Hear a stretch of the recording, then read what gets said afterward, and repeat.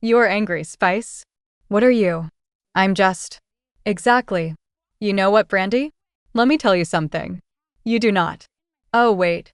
Talk about my babies. I won't kill you. Oh, gosh. It was a room against me. So, if you guys, I'm in a cast sitting in a chair. You're in my face. I'm going to knock you out. Taylor, I'm going to ask you to leave my house. You should go. You should go. No. Excuse me, Brandi Glanville, tall, sharp-tongued, and unapologetically volatile, once embodied everything reality television promised. On The Real Housewives of Beverly Hills, she was chaos and comedy in equal measure. A lightning rod who could turn a wine night into a televised war. Fans loved her blunt humor and lack of filter. Critics called her destructive. I'm going to talk you all day long. I just don't want to lose my voice because you can just go. Now people are telling me it was, and I'm watching. I had no idea. This is the point. I believed you. I listen. You're very good at getting people to believe you. I know. You won an Emmy. That's good. What do you actually want? I want to have fun with you again. Well, then you have to apologize. Are you going to apologize to me? At her peak, Brandi was Bravo's golden wild card, magnetic, messy, and money-making. But as the seasons rolled on, that spark turned into a slow-burning fuse. The same personality that once drew millions began to drive them away. Her comments grew harsher, her fights uglier, and her social media outbursts harder to defend. Calm down. You know, I wasn't going to dress with me. Yeah, because I had a spike bracelet on. Do not come closer to me. I swear to God, I'll knock her teeth out. I'm not even sure you will. Yes, because you are that type of girl. Yeah, man. Yeah, I never said that. So, everybody else is judgmental. We're all judgmental. Then shut the up. No, you. I'm not shutting the up. The last time I smoked pot, I was with you. So, let's not pretend like we're angels. You don't get drunk on your birthday, or you just smoke pot. No, I don't. No, I actually didn't have my birthday. I don't walk around naked with a tampon string hanging out. You know, I don't get your period anymore. 1 second. No, my sister for a second. Don't touch me. Don't you. Wow. Really? Don't. Don't touch me. Don't touch me. Today, Brandi's name sits alongside lawsuits, health crises, and social media spirals.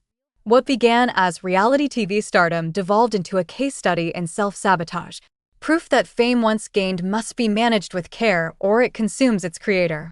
This is the deserved downfall of Brandi Glanville.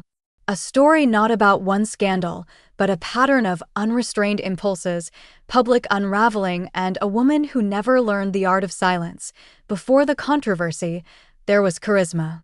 In the early 1990s, Brandi was a working model, appearing in high-fashion magazines and walking runways across Europe. She was striking, statuesque, with an attitude that matched. But it was her sharp wit, not her looks, that later caught the camera's eye. When Bravo launched The Real Housewives of Beverly Hills in 2010, it was built on glamour and control. Brandi's arrival in Season 2 was a jolt to that formula. She was unpolished, loud, and utterly fearless. Instantly, she became the cast's disruptor, exposing hypocrisy and calling out her wealthier co-stars with biting honesty. Viewers found her refreshing, the underdog among diamonds, and the ratings showed it.by Season 3. She'd gone from friend to full cast member. But her rise came with a dangerous dependency on drama. Each episode demanded escalation, and Brandi delivered. Fights with Adrienne Maloof, Lisa Vanderpump, and Kyle Richards became cultural moments. Her one-liners trended online.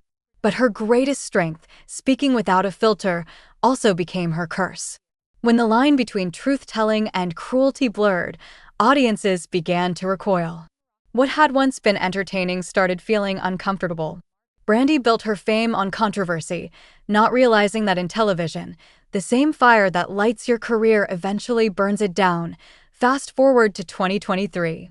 Brandi, now a veteran of the franchise, joined The Real Housewives' Ultimate Girls Trip, Morocco, a crossover meant to celebrate Bravo's biggest personalities. It was supposed to be her comeback. Instead, It became her public undoing. Midway through filming, multiple reports confirmed she was removed from production after a confrontation with Caroline Manzo. Official statements cited an abundance of caution, but tabloids filled in the blanks. Allegations emerged of inappropriate physical contact and unprofessional behavior on set. Production wrapped without her. Co-stars avoided comment. The narrative was clear. Brandi had crossed another invisible line. In the world of reality TV, being asked to leave mid-filming is catastrophic. A signal that the star is no longer manageable.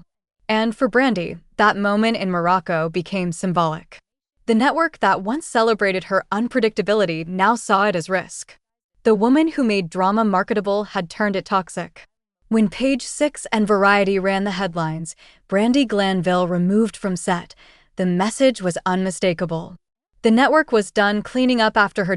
We are never ever going to see this season of Ultimate Girls Trip because now Caroline Manzo, formerly of Real Housewives of New Jersey, is suing not Brandi Glanville, but Bravo. So, by now you've heard so many different versions of what may have happened in Morocco. Basically, what Caroline is accusing Brandi of in the lawsuit is her forcing a kiss on her and other damning claims. But she's not suing Brandi. She's suing Bravo production companies. Caroline Manzo is claiming that they were supplying the ladies with alcohol and even encouraging Brandi's behavior. Brandi, since this whole debacle has happened, has also reiterated very similar accusations in her own statements. Weeks later, what had been whispers became formal accusations. Caroline Manzo filed a civil lawsuit alleging assault and emotional distress during the Morocco trip. The suit was explosive. It cited unwanted physical contact and named both Brandi and the production company. Brandi denied everything, insisting she was being unfairly painted as the villain for dramatic effect. Yet, in legal filings, perception often outweighs proof. Even without a criminal charge, the optics were ruinous. Her peers stayed silent. Bravo distanced itself. Sponsors backed away. Brandi's professional reputation, already fragile, now carried the weight of a formal legal case. For a woman who'd built her empire on outspokenness, silence became the only option left. But by then, silence couldn't save her. The damage had become part of her brand. In true Brandi fashion, she fought fire with fire. Within months of being named in Manzo's case, she hinted at her own legal counteraction. On social media, she accused Bravo and Andy Cohen of exploiting her vulnerability for ratings. Then came formal filings, claims of defamation, and emotional distress against the network. The move made headlines but didn't earn sympathy. To many, it looked like chaos disguised as strategy. Soon after, her own legal counsel began withdrawing. Court records showed multiple attorneys filing motions to quit, a red flag in any serious case. Behind the scenes, insiders whispered about unpaid fees, emotional volatility, and impossible communication. Whatever the cause, the image was devastating. Even her lawyers were walking away. What Brandi likely saw as an act of empowerment read as desperation to the public. Every tweet defending herself reignited the very controversy she wanted to end. Each appearance on podcasts or interviews only deepened the perception that she was spiraling, not strategizing. Litigation can clear a name, but only when backed by composure. Brandi's courtroom battles instead became proof of her instability. Then came the pivot no one expected, a sudden health scare that played out entirely online. In early 2024, Brandi posted photos showing her face red and swollen, claiming she was suffering from angioedema, a rare and dangerous condition that causes severe swelling. She described hospital visits and mounting medical bills, begging followers for understanding. I don't remember a day when I haven't cried. So, leave me alone. I can actually see where the thing or whatever it is, it lives. So, what happens when my face is sinking in and when I touch some area, I jump to the other side? I am so sick of the narrative that I'm sitting around having plastic surgery all the time. First of all, I couldn't afford it if I wanted it. Like, I don't socialize. I don't go out and I'm just spending all of my money on trying to figure out what's wrong with me. How much money would you say you've spent on this? Over $70,000. Wow. From a CAT scan to an MRI to antibiotics, the 52-year-old says she's been in and out of the hospital over the past year and a half, trying every test under the sun to solve her medical mystery. Initially, fans rallied. The comments were filled with concern and kindness. But as the posts multiplied, dramatic selfies, frantic captions, emotional videos, sympathy began to shift toward confusion. Was she oversharing, exaggerating, or simply desperate to stay visible in a media landscape that had moved on? No medical statements or hospital confirmations followed, and some tabloids questioned whether the medical saga was as serious as presented. It became another chapter in her pattern. Genuine struggle blurred by theatrical presentation. Brandi may well have been ill, but her choice to narrate every detail online made it impossible for audiences to separate truth from performance. Just as the health drama faded, another bizarre moment emerged. Brandi revealed she had accidentally applied Nair hair remover instead of lotion, leaving chemical burns across her body. She documented the entire ordeal, showing her injuries on Instagram, joking about the pain and turning the moment into content. Fans were horrified. Doctors online warned her to stop self-treating. Yet, she doubled down, using humor to deflect concern.